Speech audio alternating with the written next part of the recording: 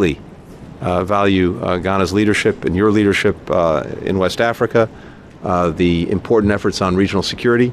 We're strong partners, including on the UN Security Council, which we greatly value, partners for democracy and security in West Africa. And we greatly appreciate the peacekeeping contributions that Ghana makes, but also just more broadly, your own leadership for peace, for security, for democracy. Many challenges, but we're grateful to actually be facing them together, and really pleased to have you here this week for the summit. So thank you, Mr. President. Appreciate the time.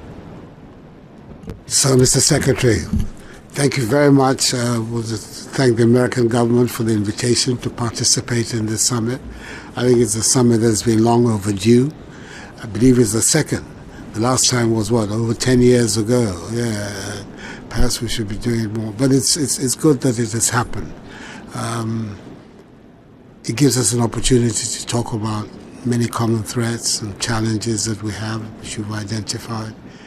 And particularly for us, to be able to put into relief where we are.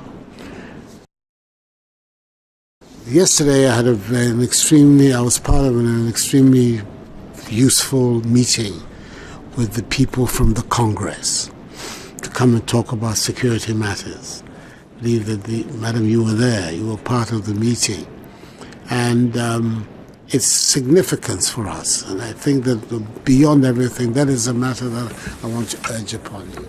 Today, Russian mercenaries are on our northern border. Burkina-Faso has now entered into an arrangement to go along with Mali in employing the Wagner forces there. I believe a mine in southern Burkina has been allocated to them as a form of payment for their services. Prime Minister of Burkina Faso in the last 10 days has been in Moscow. And to have them operating on our northern border is particularly distressing for us in Ghana. Apart from not accepting the idea of great powers once again making Africa their theater of operation, we have a particular position that you know about over the Ukraine war, where we have been very, very vocal and upfront about condemning the invasion of Russia by Russia. And therefore, then now to have this group at our borders is a matter of some considerable disquiet and concern for us. And we really like to have a privileged opportunity to talk about its implications and what we believe ought to be the case. This is what took place with the discussion in the Congress yesterday, which I found very fruitful. And I would like that the themes of that discussion should be the themes that we should continue to address. To what extent we can have you as a partner in confronting these threats. It is very important that ECOWAS and the West African area remains a democratic space. There's a reason for the actions we took over the coup d'etats in Burkina Faso, in Mali, and in Guinea. And ECOWAS has been very consistent in refusing to deal with these governments because of the undemocratic nature of their accession to power.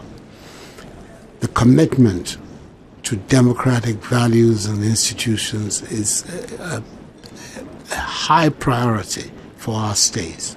We in Ghana have been through all kinds of arrangements, governance arrangements in the past, one-party state, all kinds of experiments have taken place. And our people are now very clear in their mind. They want to go down the avenue of democratic engagement.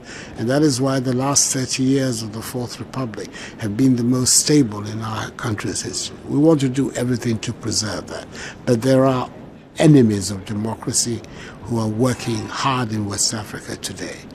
And therefore it's important that we bring that matter to your notice and see to what extent we can engage you as a reliable partner in the pushback of those forces.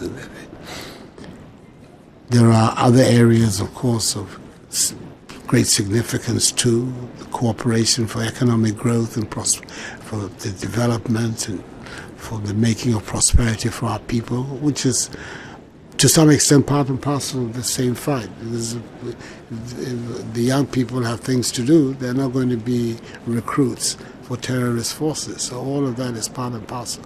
But specifically, what we can do about the terrorist threat in West Africa is now the major security concern of all our states, especially the coastal states, that up till now, to the last 6 months, have been relatively free of this threat.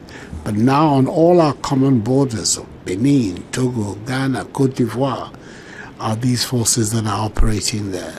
And we have to find a way to be able to respond, and respond effectively to protect our populations.